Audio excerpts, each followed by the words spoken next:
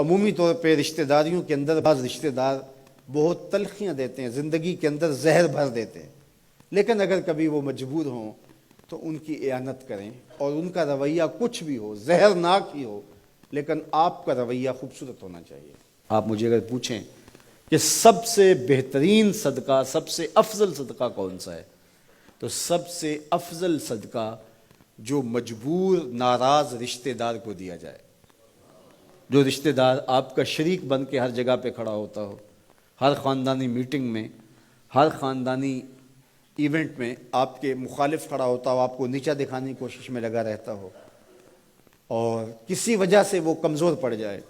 مالی مشکلات میں مبتلا ہو جائے، اور آپ اس کی مدد کرنے کی پوزیشن میں ہوں، تو آپ کا نفس آپ کو کبھی بھی اس کی مدد کرنے پہ آمادہ نہیں کرے گا، آپ کا نفس روکے گا،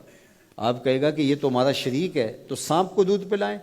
اب تو اس کا سر پاؤں تلے آیا ہے، اس کو تو کچل دے، یہ تو میرا دشمن ہے، اس کو طاقت دوں۔ نفس کبھی بھی نہیں چاہے گا کہ اپنے شریک دشمن کی مدد کی جائے، لیکن سب سے افضل صدقہ وہی ہے جو ناراض رشتہ دار کو دیا جائے، اس لیے کہ اس میں نفس شامل نہیں ہوگا، اور جس عمل میں آپ کا نفس شامل نہیں ہوتا اس عمل سے تمہارا رب راضی ہوتا ہے۔ تو رشتہ داروں کے ساتھ سلوک اچھا کرنا، رشتہ داروں کے ساتھ رویہ خوبصورت کرنا، یہ تمہاری زندگی کا اسلوب۔ مجھے بتائیے اہل مکہ نے، حضور کے رشتہ داروں نے حضور کے ساتھ کیا سلوک نہیں کیا تھا؟ اوجریاں ڈالیں، کانٹے پھینکے، راہوں میں گڑھے کھودے، اذیتوں کے پہاڑ کھڑے کیے، اور کیا کیا مصیبتیں نہیں تھی۔ حضور شہر مکہ سے چلے گئے مدینہ المنورہ۔ اب جب فتح مکہ ہوا تو حضور جب تشریف لائے تو ناقہ پہ سوار ہیں، تو اب یہ تھر تھر کانپ رہے ہیں سارے رشتہ دار حضور کے، برادری کے لوگ۔ انہیں پتہ تھا کہ آج ہمارا آخری دن آ گیا ہے، اور اگر بڑا بھی رحم ہوا تو کم از کم ہمیں شہر بدر تو کر ہی دیا جائے گا۔ اب حضور تشریف لائے، سب کو جمع کیا، کہا کہ بتاؤ میں تمہارے ساتھ کیا سلوک کروں؟ تو انہوں نے کہا کہ آپ کریم باپ کے کریم بیٹے ہیں، ہمیں آپ سے اچھے سلوک کی توقع ہے، اور ان کو توقع یہ تھی کہ ہمیں قتل نہ کیا جائے، شہر سے نکال دیا جائے۔ تو آقا کریم نے فرمایا اذهبوا انتم الطلقاء، جاؤ چلے جاؤ، میں تمہیں معاف کرتا ہوں۔ اور آج تم سے وہی کہتا ہوں جو حضرت یوسف علیہ السلام نے اپنے بھائیوں سے کہا تھا، لا تثریب علیکم اليوم، جاؤ چلے جاؤ، تم سارے آزاد ہو۔ اور حضور نے سب کو معاف کر دیا۔ معاشرے کے کمزور لوگوں کی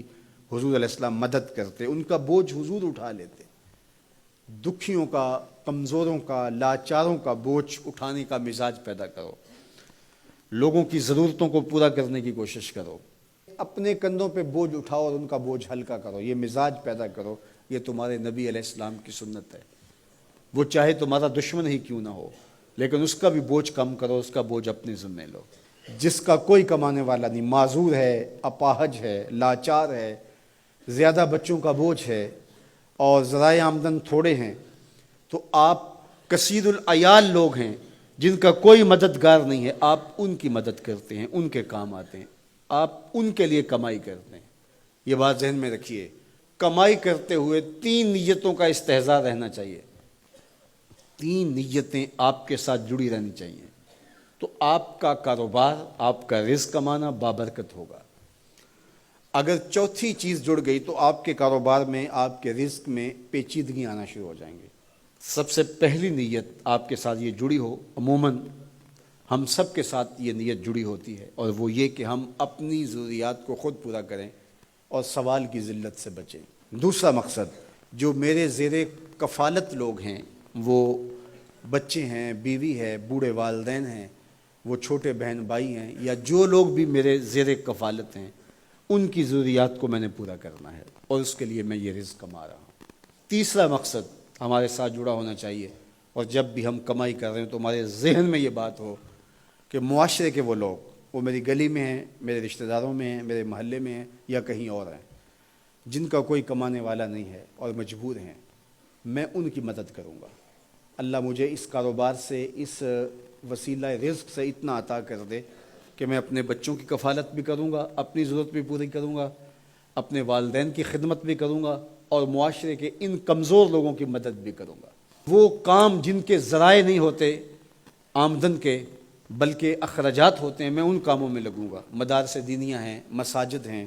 اور دیگر ایسے کام ہیں، میں یہ خدمت کروں گا، اس لیے میں کما رہا ہوں، تو یہ رزق بابرکت ہوگا، اور آپ بیٹھے اپنے دفتر کی کرسی پہ ہوں گے، تمہارا رب تمہارے نامہ اعمال میں ثواب لکھا رہا ہوگا، فرشتے نیکیاں لکھ رہے